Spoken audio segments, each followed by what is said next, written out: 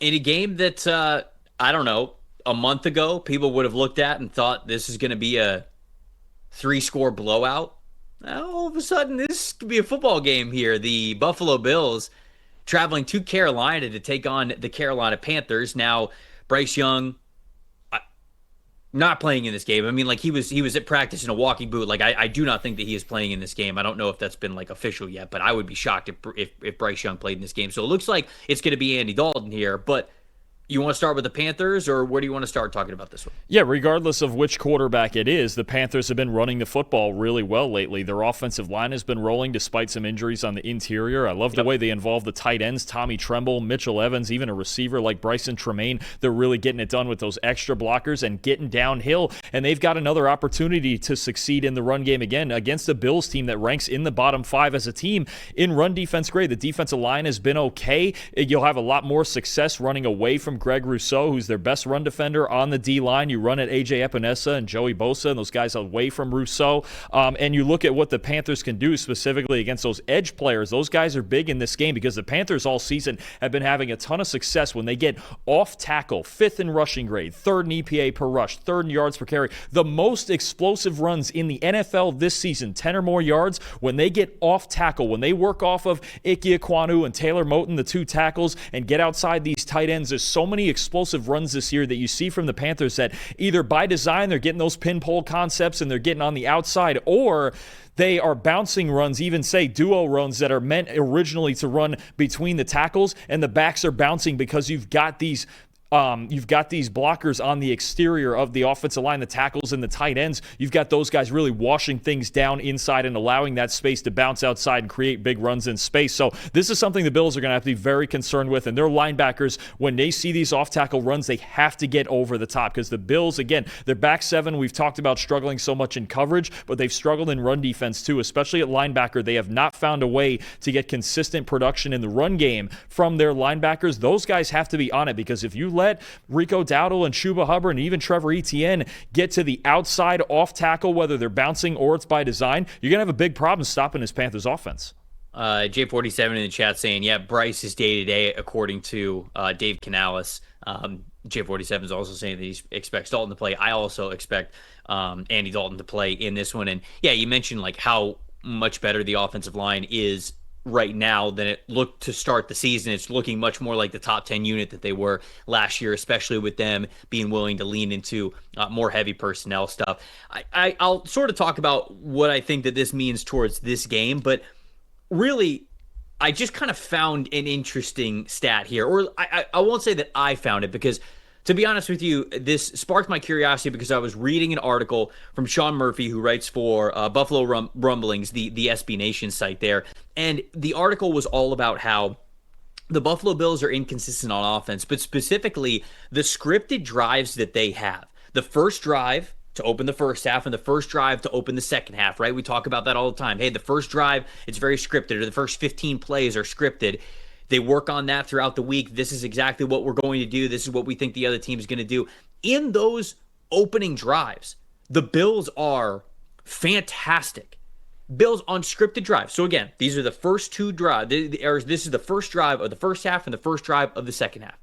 0.488 EPA per play. That is first in the NFL by a lot when you were looking at other teams stacking up their scripted drives. 85.1 overall offensive grade on the scripted drives. That is 3rd in the NFL. On the non-scripted drives, so I basically, the way that I categorize this, because I took the information that Sean had was more about touchdown conversion and points conversion on those opening drives. I took that point of view and went to our database, and I was looking at overall offensive grade and overall EPA per play. So it's a little bit different than what Sean had, but please go read Sean's article because it's fantastic and what laid the groundwork for me to do my own research in our database. When you look at the non-scripted drives from the Buffalo Bills, 75.4 offensive grade. That's 6th in the NFL. Okay, still good, obviously. But then when you look at the EPA per play specifically, negative 0.052, that's 21st in the NFL. So all of a sudden, you go from being number 1 in the NFL on those scripted drives by a lot to 21st in the NFL in those non-scripted drives. Specifically, over the last 2 games for the Buffalo Bills, because That is really what matters. You look at the Bills and how soft their schedule was to start the season. You've had the Falcons and the Patriots over the last 2 weeks. So over the last 2 weeks on scripted drives, 81.1 overall offensive grade, 0.396 EPA per play. So both of those numbers still very, very strong, even against the good teams. But on the other side of things, the non-scripted drives, 64.3 overall offensive grade, which remember, it was at 74.5 against the bad teams on the non-scripted drive. So we're a full 10 points lower here.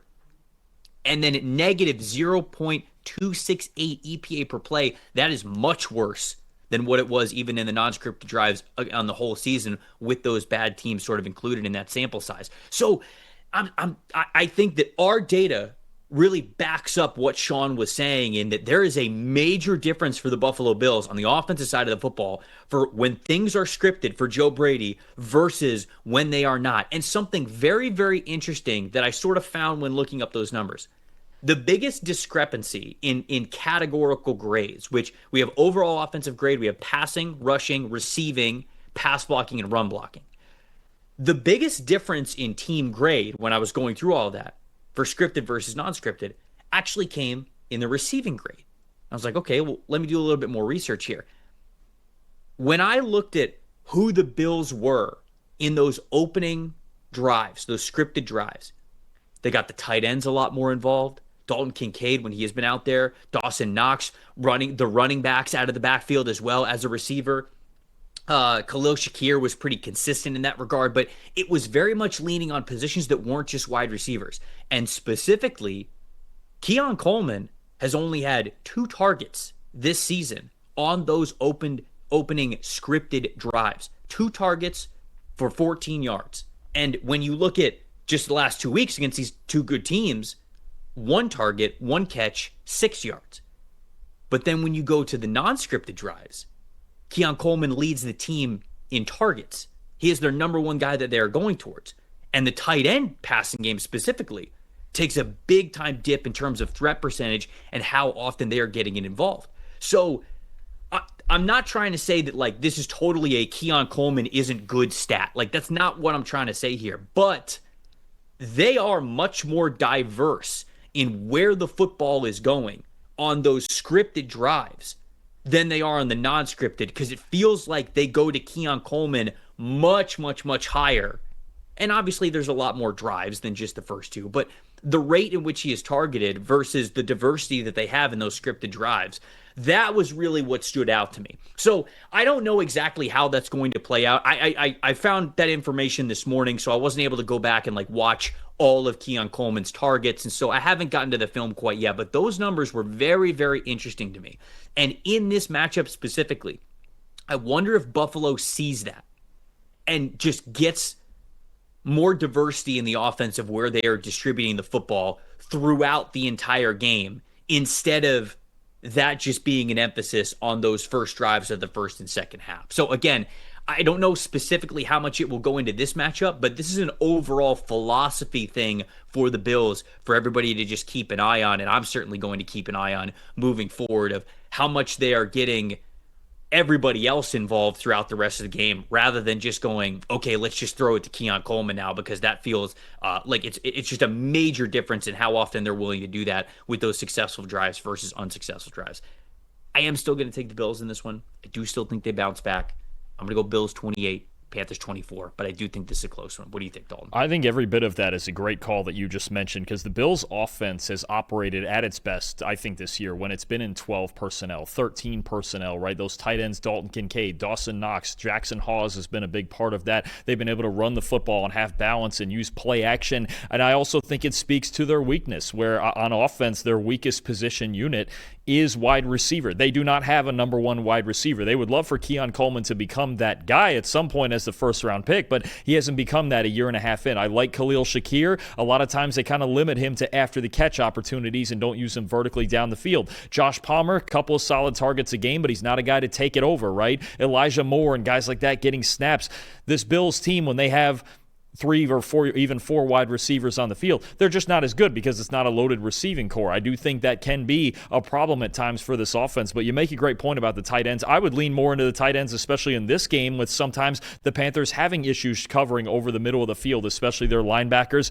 I do think this is going to be a competitive game. I think the Panthers' physicality plays up. I do think their run defense is better, and that's going to be a big factor early in the game as well. Can they slow down James Cook to the same extent they've stopped the last few teams running the football? I think they've done a nice job of that lately, and that's really been an X factor in their success.